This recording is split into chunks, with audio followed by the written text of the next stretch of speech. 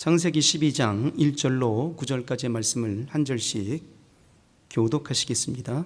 여호와께서 아브라함에게 이르시되 너는 너의 본토 친척 아비집을 떠나 내가 네게 지시할 땅으로 가라. 내가 너로 큰 민족을 이루고 네게 복을 주어 네 이름을 장대케 하리니 너는 복의 근원이 될지라. 너를 축복하는 자에게는 내가 복을 내리고 너를 저주하는 자에게는 내가 저주하리니 땅의 모든 족속이 너를 인하여 복을 얻을 것이니라 하신지라. 아브라함이 여호와의 말씀을 쫓아갔고 롯도 그와 함께 갔으며 아브라함이 하란을 떠날 때에 그 나이 75세였더라. 아브라함이 그 아내 사레와 조카 롯과 하란에서 모은 모든 소유와 얻은 사람들을 이끌고 가나안 땅으로 가려고 떠나서 마침내 가나안 땅에 들어갔더라. 아브라함이 그 땅을 통과하여 세겜 땅 모래 상수리 나무에 이르니 그때에 한 사람이 그 땅에 거하였더라. 여호와께서 아브라함에게 나타나 가라사대 내가 이 땅을 내 자손에게 주리라 하신지라.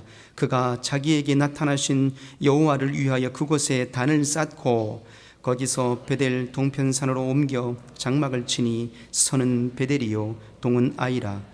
그가 그곳에서 여호와를 위하여 단을 쌓고 여호와의 이름을 부르더니 다같이 점점 남방으로 옮겨갔더라. 아멘. 성경에 수많은 인물들이 나옵니다. 그 중에서도 대표적인 몇몇 인물들이 우리의 생각 속에, 우리의 기억 속에 각인된 몇몇 중심된 인물들이 있습니다. 그 몇몇 중심된 인물들 속에 아브라함은 빼놓을 수가 없죠. 그래서 아브라함 어떤 사람일까요? 라고 질문을 던져보게 되면 보통 주일학교 학생들도 믿음의 조상이요 이렇게 얘기합니다. 그리고 조금 이제 성숙된 사람들은 이렇게 얘기합니다. 복의 근원이요 이렇게 얘기합니다.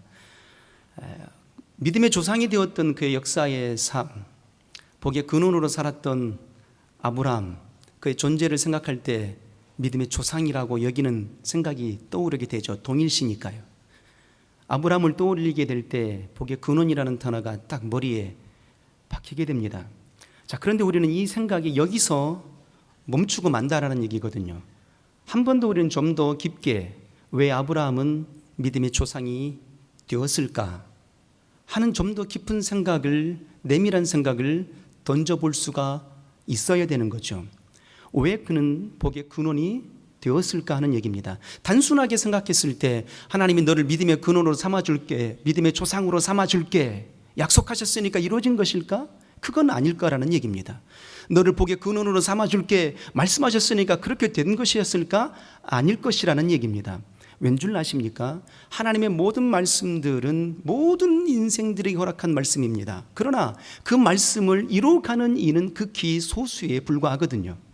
오늘 여기서 우리가 많은 인생들이 여기서 성도들이 같이 예배하고 있지만 이 예배 속에서 어떤 이는 은혜를 받고 어떤 이는 은혜를 받지 못할 수도 있다라는 얘기입니다. 동일하게 모든 성도들의 삶의 역사 위에 생명의 하늘의 문을 여시고 은혜의 담비를 소낙비처럼 부어주는 이 역사의 현장이지만 어떤 이는 그의 말씀이 튕겨나갈 것이고 어떤 이는 스폰지처럼 그 말씀을 빨아들일 것입니다.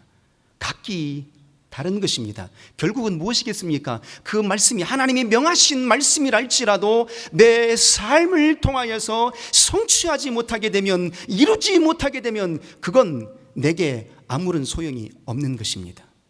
그래서 아브라함이 믿음의 조상이 되었던 그 역사의 세계가 좀 더 내밀한 역사의 의지, 세계가 있었던 것이고 복의 근원된 삶의 역사의 세계가, 중심된 세계가 있었던 것입니다. 그래서 복의 근원, 아브라함을 복의 근원이라고 말하고 아브라함을 믿음의 조상이라고 말하는데 그 믿음의 조상의 근원된 역사의 그 중심의 세계는 무엇이었을까 하는 거예요.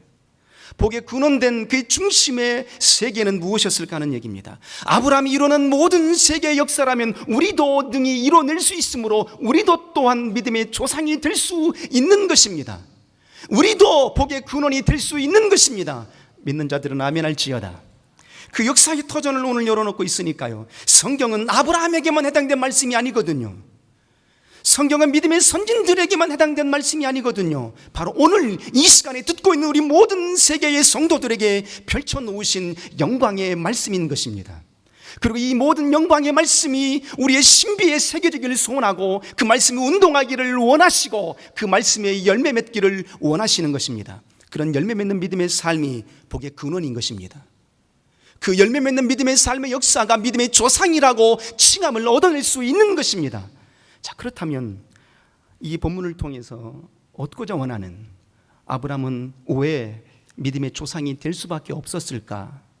아브라함은 왜 믿음의 근원이 될 수 있었을까? 그 중심의 세계는 무엇일까 하는 얘기입니다. 여러분, 우리가 삶을 살아가면서 우선하는 세계가 있습니다. 육체의 삶을 통해서는 반드시 그 필요의 세계를 찾아야 되고 그 필요의 세계를 얻어야 되는데, 육체의 삶 속에 그 필요의 모든 세계는 가장 기본되는 세 가지의 단어가 있습니다. 의, 식, 주입니다. 그 필요의 세계죠. 육체가 존재하는 이상 입어야 됩니다. 추위를 견뎌내야 되고 더위를 이겨내야 되고, 그리고 우리의 의복을 통해서 우리의 신분도 나타나게 되고 우리의 모든 것들도 표현해낼 수 있는 증거 예산물이 옷이기 때문입니다. 그리고 옷을 필요에 따라서 그렇게 입게 되죠. 그리고 더 나아가서 무엇입니까? 먹어야 됩니다. 먹어야 에너지를 발산하게 되고 일할 수 있으니까요. 삶을 영위할 수 있으니까요. 그리고 먹는 것으로 모든 것이 끝나게 되겠습니까? 아니죠. 육체는 쉼을 얻어야 됩니다. 그래서 쉼에 처소가 필요한 것이죠. 이 역사가 우리 육체의 삶에는 필요합니다. 그러면 우리 영적인 삶의 필요는 어떤 것일까 하는 얘기예요. 이 영의 세계에 필요한 모든 것을 이뤄내게 될 때 아브라함처럼 믿음의 조상이 되고 아브라함처럼 복의 근원이 되는 것입니다. 곧 아브라함이 그 영의 세계에 필요한 모든 역사를, 그 중심의 세계를 이뤄갔기 때문에 아브라함은 복의 근원이 되었던 것입니다. 하나님이 명하셨기 때문에 복의 근원이 된 게 아닌 거예요. 아브라함이 이뤄냈기 때문에 성취해낸 것입니다. 이것이 다른 것입니다. 아브라함은 성취한 세계의 삶을 이뤘고 아직 우리는 성취하지 못한 삶, 곧 성취의 세계로 나아가고 있는 현장인 것입니다. 아브라함이 중심의 세계 속에, 그 복의 근원된 그 중심의 세계 속에서 이뤄낸 그 두 가지 독특한 특징이 있는데, 먼저는 여러분들이 잘 아는 것처럼 아브라함은 일관된 순종의 삶을 살았습니다. 그 순종의 삶이, 말씀에 중심한 그 순종의 삶이 아브라함이 복의 근원되었던 중심의 세계의 역사입니다. 여러분들이 가장 간편하게 알고 있는 그 믿음의 세계의 사실들이죠. 그 아브라함은 어느 만큼 순종하게 됩니까? 아브라함은 오늘도 본문에 말씀하시는 것처럼 여호와께서 아브라함에게 이르시되, 그 말씀하시되라는 얘기입니다. 임의로 그가 처소를 떠나서 근본된 토지를 떠난 게 아닌 것이었거든요. 하나님의 명하심을 따라 움직였다라고 말하는 것입니다. 곧 순종의 발걸음이었음을 성경은 말하고 있는 것입니다. 잘 아시는 것처럼 창세기 22장을 보게 되면 그의 독자 이삭을 바치라 명하시는 그 역사의 순간 속에서도 아브라함은 망설이지 아니하고, 그리고 그를 태워 죽일 장작을 그가 스스로 패고 함께 모리아상으로 올라가는 그 일관된 순종의 모습을 보이더라 하는 것입니다. 그러니까 아브라함의 그의 복에 근원된 그 중심의 세계의 역사는 무엇이었겠습니까? 일관된 순종의 역사였죠. 그 일관된 믿음의 순종의 역사가 결국은 무엇에 어떤 열매를 얻어내는 것이었겠습니까? 복의 근원이라는 역사의 열매를 얻어내게 된 것입니다. 그러므로 평생 우리 신앙인의 삶은 순종의 삶이 되기를 주 이름으로 소원합니다. 그리고 우리가 간구하는 또 하나의 아브라함의 믿음의 세계가 있습니다. 복의 근원, 그 중심의 세계가 있는 거죠. 모든 사람들이, 웬만한 성도들이 좀 더 깊이 생각하지 못하는 그 역사의 열매의 답이 오늘 이 본문 속에 있거든요. 과연 우리는 어떻게 하면, 순종만 하면 복의 근원이 될 수 있을까? 아니요, 그 순종 외에 또 다른 세계가 있는 거예요. 그 순종을 무엇으로 증거할 것인가라는 얘기죠. 내가 하늘의 하나님의 말씀을 내가 받았고 그 받은 말씀들의 세계에 관해서 내가 순종의 발걸음이 되고 있다면, 그 내가 순종의 발걸음이 믿음의 역사의 증거를 보여야 된다라는 얘기죠. 누구에게요? 생명의 사하시는 하나님께. 그 역사의 세계를 보일 때 비로소 믿음의 조상이 되고 복의 근원이 될 수 있는 것입니다.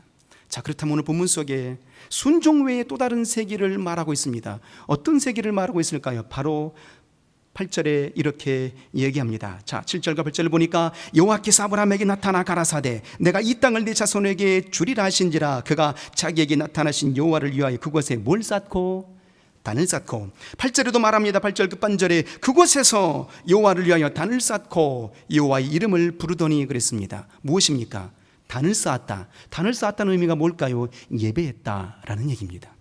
아브라함은 하나님의 음성이 들려지는 곳들, 하나님께서 명하시는 곳을 갈 때마다, 어떤 초소를 갈 때마다, 어떤 일을 할 때마다 아브라함에게 필요한 모든 역사의 출발의 시작의 근원의 출발은 무엇이었는가 하니 그건 순종의 삶의 역사를 증거하는 예배였던 것입니다. 그래서 아브라함을 다른 말로 표현하게 되면 단을 쌓는 인생이었던 거죠. 예배하는 삶이었던 것입니다. 그러니까 아브라함에게 가장 영혼의 영적인 세계의 가장 중심의 근원의 세계는 무엇이었을까요? 말씀의 순종이었고 또 하나의 기둥은 예배였던 것입니다. 그러니까 우리가 믿음의 조상이 되기를 진실로 소원하고 천대에 이르는 믿음의 가문을 이루기를 소원한다면 예배를 초월할 수 없는 것입니다. 믿으시면 아멘. 그 예배는 내가 하늘의 하나님의 말씀을 순종하고 있다는 믿음의 증거의 표현인 것입니다. 주여, 내가 하나님께 속하여 있는 존재입니다. 내 가정도 내 자손도 하나님께 속하여 있는 믿음의 세계입니다라고 표현해내는 증거하는 역사의 현장인 거죠. 그래서 예배는 아주 소중한 것입니다.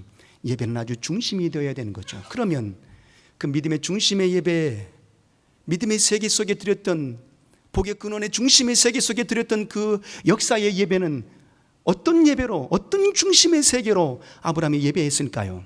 그냥 대충 시간만 때우는 그런 예배였을까요? 주일이니까 예배했을까요? 수요일이니까 예배했을까요? 금요일이니까 예배했을까요? 아니, 그것이 아니고 그냥 형식적인 예배가 아니었던 것입니다. 매일처럼 있는 예배라 여기지 않았던 것입니다. 또 예배가 있을 것이라고 여기는 그런 예배가 아니었던 것입니다. 그 중심에 당신이 갖고 있는, 아브라함이 갖고 있는 그 모든 믿음의 세계를 그의 예배 속에 표현해냈고 그 예배 속에 담아냈으며 그 예배를 통해 하나님이 흠양하실 수 있도록 드렸던 것입니다. 그런 예배, 하나님이 찾으시는 예배, 하나님이 기뻐하실 만한 예배, 그런 역사의 예배를 드렸던 것이죠. 그래서 성경은 이렇게 말하는 것입니다. 하나님은 찾으신다. 누구를요? 신령과 진정으로 예배하는 자를 찾으시나니라고 말씀하시는 겁니다. 그러면 아브라함이 오늘 순종의 역사의 발걸음을 증거의 모습으로 되뇌었던 그 역사의 예배의 중심의 세계는 무엇일까요? 이 세계를 우리가 깨닫고 알 수 있다면 우리 예배도 바뀌게 될 것입니다. 우리의 예배가 바뀌게 되면 우리는 진실로 복에 근원된 삶으로 내가 손을 얹어 복을 빌어주면 그에게 복이 임하게 될 것이고 너를 저주하는 자에게 저주하는 자가 저주를 받게 될 것이고 너를 축복하는 자가 축복을 받게 될 것이라는 복의 통로로서의 역사의 삶이 이루어지게 될 것입니다. 할렐루야. 자, 그렇다면 아브라함이 드렸던 그 예배의 중심의 세계는 어떤 세계였을까요? 성경을 한번 보시겠습니다. 5절 한번 다 같이 한번 읽어볼까요? 자, 몇 가지 단어를 중심으로 한번 보려고 합니다. 이 역사의 단어를 보고 좀 더 확장하여서 우리가 넓혀보고자 소원합니다. 자, 5절 한번 읽겠습니다. 시작. 아브라함이 그 안에 사레와 조카 롯과 하란에서 모은 모든 소유와 얻은 사람들을 이끌고 가나안 땅으로 가려고 떠나서 마침내 가나안 땅에 들어갔더라. 자, 드디어 아브라함이 어떻게 했다고 그랬습니까? 하나님의 명령을 듣고 아브라함에게 이루신 대로 내가 네게 지시할 땅으로 가라 명하였던 그 약속의 말씀을 듣고 갈 바를 알지 못하였지만 떠났다라고 히브리서 11장에 말하고 있지 않습니까? 어디로 가야 될까 몰랐던 것입니다. 그저 순종했던 것입니다. 그러니까 믿음은 무엇이 중요한 것이겠습니까? 주여, 내가 어디로 가리이까라고 묻기 이전에 순종이 더 중요한 것입니다. 하나님이 내게 말씀하시면 주여, 내가 왜 이 일을 해야 됩니까? 라고 되묻기 이전에 순종의 발걸음이 중요했던 것이죠. 그리고 아브라함은 그 순종의 발걸음 속에 우여곡절 끝에 어떻게 했습니까? 5절 드디어 도착하게 된 것입니다. 그래서 5절 보게 되니까 아브라함이 도착하자마자 행한 그 역사가 뭐였겠습니까? 가나안 땅에 드디어 도착했습니다. 도착하자마자 드렸던 역사가 예배였던 것이죠. 도착하자마자 야, 드디어 왔구나, 아, 이렇구나라고 그렇게 감격하는 것으로 끝난 것이 아니라 먼저는 당신의 집을 짓기 이전에, 아브라함이 살 집을 짓기 이전에 하나님께 단을 쌓았다, 예배했다는 얘기입니다. 그 예배의 중심의 단어가 바로 5절에 이렇게 나옵니다. 떠나서 마침내 라는 단어가 나오는 거죠. 마침내, 이 뭡니까? 감격의 표현이죠. 감동의 표현이에요. 야, 드디어 하나님의 말씀을 이뤘어. 드디어 내가 하나님의 약속의 말씀을 따라 순종하여 왔더니 마침내 도착했도다. 할렐루야라고 하나님 앞에 영광을 돌린 것입니다. 그러니까 예배는 어떤 예배의 중심의 세계가 펼쳐져야 될까요? 예배는 감사의 예배의 삶이어야 되는 것입니다.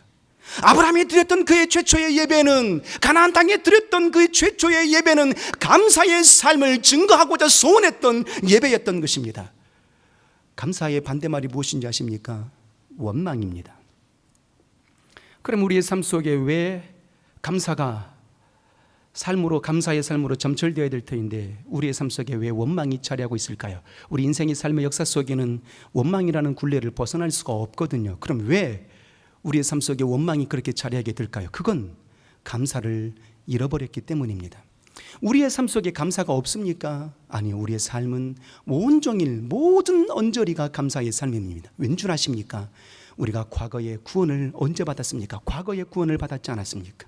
우리가 오늘 구원받은 게 아닙니다. 이스라엘 백성들이 430년 동안 종으로 살았던 그 역사의 세계 속에서 하나님의 손에 이끌리어 구원함을 얻게 된 것입니다. 그런데 그들의 백성들이 광야 민수기 11장에 보니까 다베라라는 지역에 이르렀을 그때에 하나님 앞에 원망하더라. 왜 원망했을까요?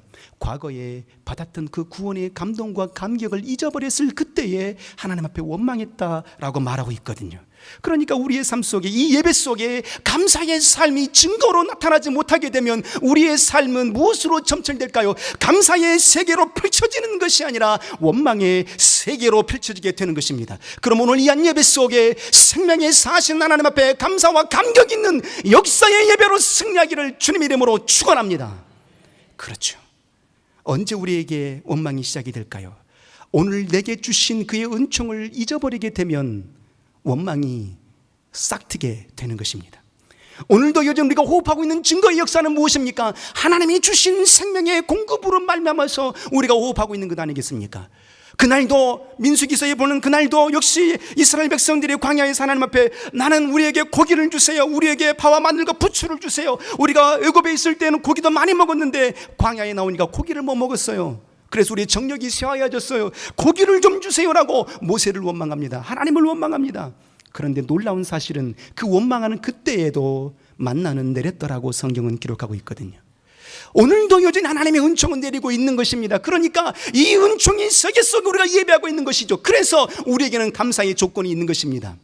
데살로니가전서 5장에 이렇게 말씀하십니다. 항상 감사해라, 범사에 감사하라, 이렇게 말씀하시는 거거든요. 우리의 삶의 모든 순간순간들이 감사의 순간들일 수는 없거든요. 모든 삶의 역사가 감사일 수는 없다라는 얘기입니다. 그러므로 하나님은 역설적으로 말씀하시는 거예요. 감사할 수 없는 순간에도 감사하는 세계의 삶으로 나아가라고요. 원망할 수 없는 그 세계 속에서도 여전히 내게 호흡을 주시는 그 역사는 다시 일어설 수 있는 기회를 주고 있는 현장이므로 감사하라는 얘기입니다. 믿으시면 아멘.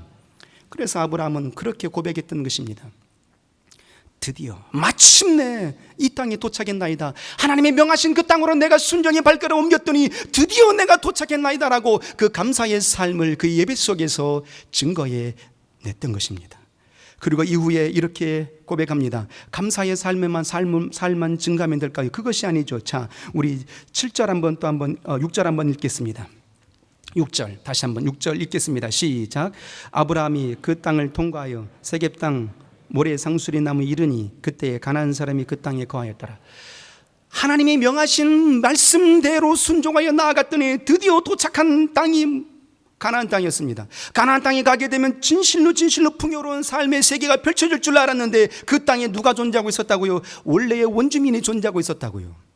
가나안 사람들이 거기에 살고 있었다고요. 그런데 당시는 부족 국가였으니까 말입니다. 시족 공동체였으니까 겨우 아브라함의 식구 몇 식구들만 빼놓고는 그 몇 식구들을 가지고 그 가나안 땅에 살고 있는 사람들을 몰아낼 수가 없었던 것입니다. 그러니까 마침내 도착해서 감사와 감격의 삶으로 증거는 했지만 그의 예배 속에, 그의 고백 속에는 무엇이 있었을까요? 두려움이 있었죠. 과연 내가 여기서 버텨낼 수 있을까?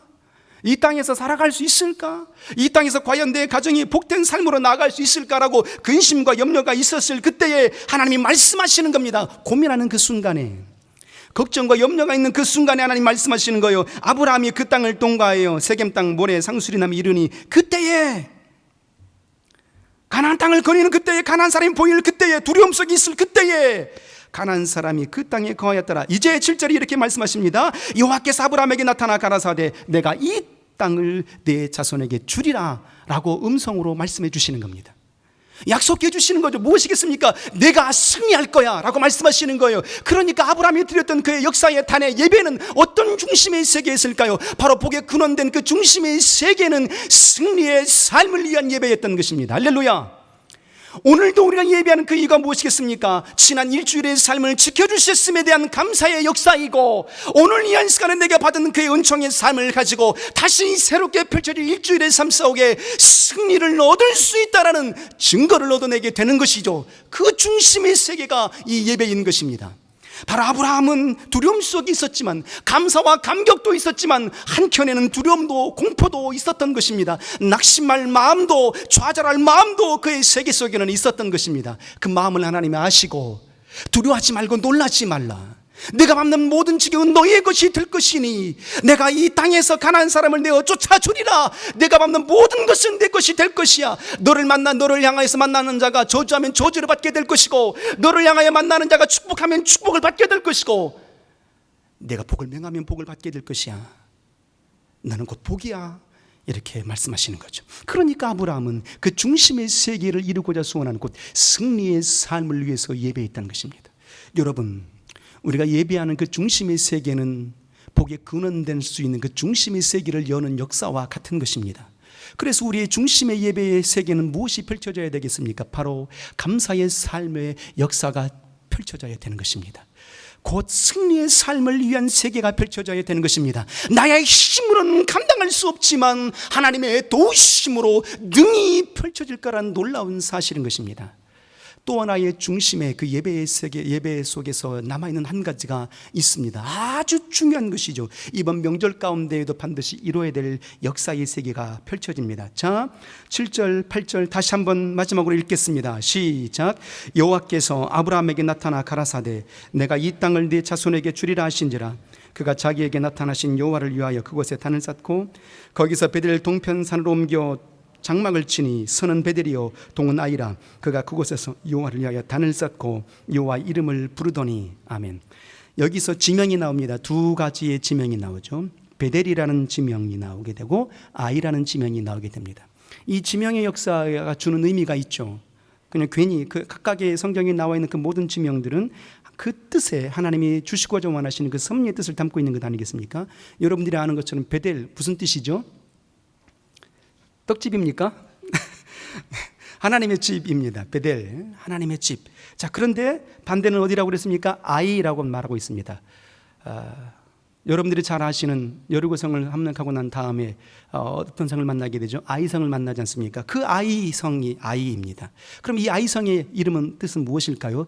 폐허의 무더기, 폐허의 무덤, 뭐 이런 뜻입니다. 그러니까 결국은 어디에서 예배 단을 쌓았다 그랬습니까?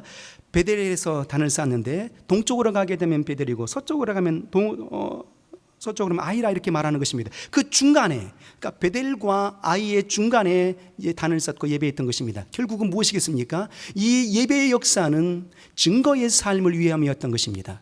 내가 이 예배를 한쪽으로 치우치게 되면, 아이로 치우치게 되면 나는 무너질 수밖에 없습니다. 폐허의 무덤이 될 수밖에 없습니다. 나 심령도 그러하거니와 내 자손도 그러하거니와 이후의 모든 세계도 폐허의 무덤이 될 수밖에 없습니다. 그러므로 나는 중심의 세계를 지키겠나이다라는 그 중심의 세계로 바로 베델에서, 그 중심에서 예배했던 것입니다. 그러니까 아브라함이 드렸던 그 중심의 세계, 복에 근원된 중심의 세계의 마지막에 가장 크고 위대한 역사의 세계, 그 예배의 중심의 세계는 증거의 삶이었던 것입니다.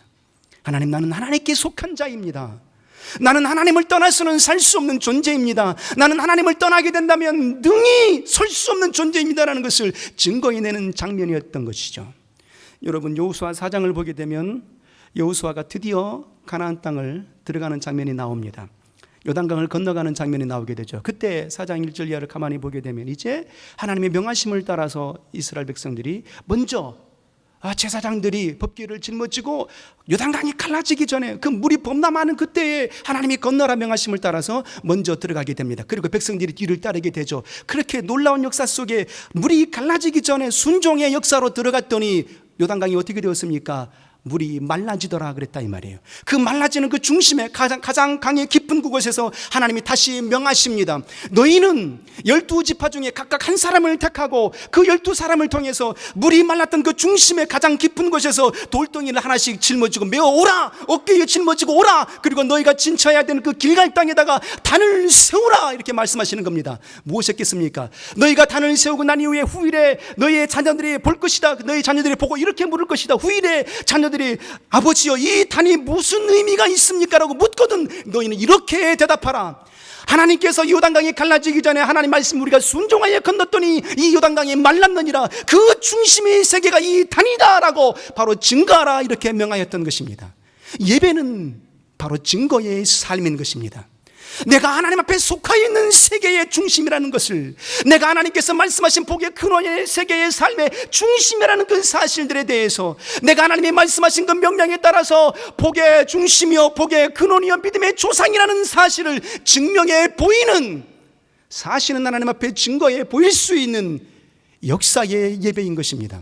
그래서 주님 우리에게도 이렇게 말씀하십니다. 신약때에 와서 오늘날에 제사가 필요하지 않잖아요. 그렇지만 신약때에도 제사를 해야 된다 이렇게 말씀하고 계세요. 로마서 12장 1절 2절 이하에 뭐라고 말씀하십니까? 너희 몸을 거룩한 산제사로 드려라. 이는 너희의 드릴 영적 예배니라 라고 이렇게 말씀하신다 이 말입니다. 우리의 예배, 우리가 우리의 예배 속에 우리의 삶의 예배자가 되고 하나님 앞에 하나님이 받으실 만한 증거의 제사의 예배자가 되기를 하나님은 소원하시는 것입니다. 삶의 예배자요. 그 삶의 예배자가 무엇으로 표현이 된다고요? 예배요. 이 예배가 무너지면 우리는 아이성이 되고 마는 것입니다. 폐허의 무덤이 되고 마는 거예요. 폐허의 무더기가 되고 마는 것입니다. 그러나 우리가 이 예배가 살게 되면 베델이 되는 것입니다. 하나님의 집이 되는 거예요. 오늘 여러분 이 명절 이날에 오후 예배를 폐하고 가정 예배로 돌린 이유가 무엇이겠습니까? 여러분의 가정의 베델이 되기를 소원하는 것입니다. 복의 근원된 처소가 되기를 소원하시는 것입니다. 여러분이 믿음의 조상의 역사로서 선포되기를 소원하시는 것입니다. 할렐루야! 이 역사의 세계로 여러분 증거의 삶이 되는 예배를 성공하십시오. 감사의 삶이 있는 예배로 성공하십시오.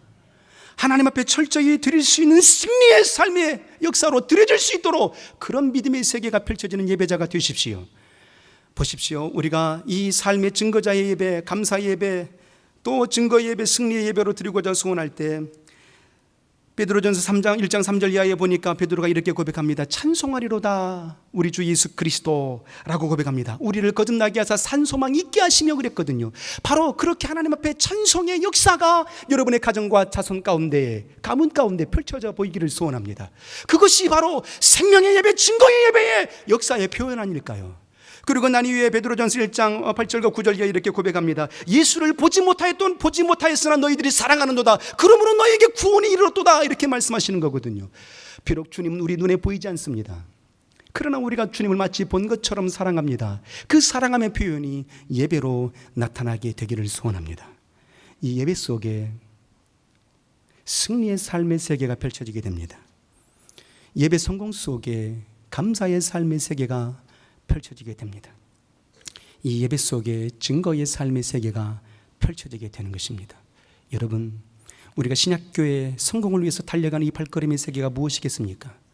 예배 성공을 위해서 달려가는 것입니다. 그러나 우리의 삶을 되돌아볼 때 얼마나 많은 분량 속에 예배가 무너지고 있습니까? 강력하게 권고해도 예배를 등한히하는 분들이 참 많습니다. 여러분, 우리의 삶의 세계 속에 감사의 조건이 복잡한 게 아닙니다. 감사는 너무 단순한 것이거든요. 감사는 단순할 때만 이루어지게 되는 것입니다. 필요에 만족하면 감사가 있고 원함을 만족하게 하려면 감사는 없게 되는 것입니다. 그러니까 이 예배 속에서도 여러분이 듣고자 원하는 메시지를 듣고자 원한다면 감사는 없습니다. 은혜는 없습니다. 그러나 내가 듣고자 원하는 세계의 음성, 메시지를 들으려고 온 것이 아니라 하나님이 주시는 말씀을 받으려 온 자들이라면 은혜가 될 것입니다. 예배가 성공이 될 것입니다. 이런 세계로 증거 있는 예배자가 되기를 주 이름으로 소원합니다. 기도하겠습니다.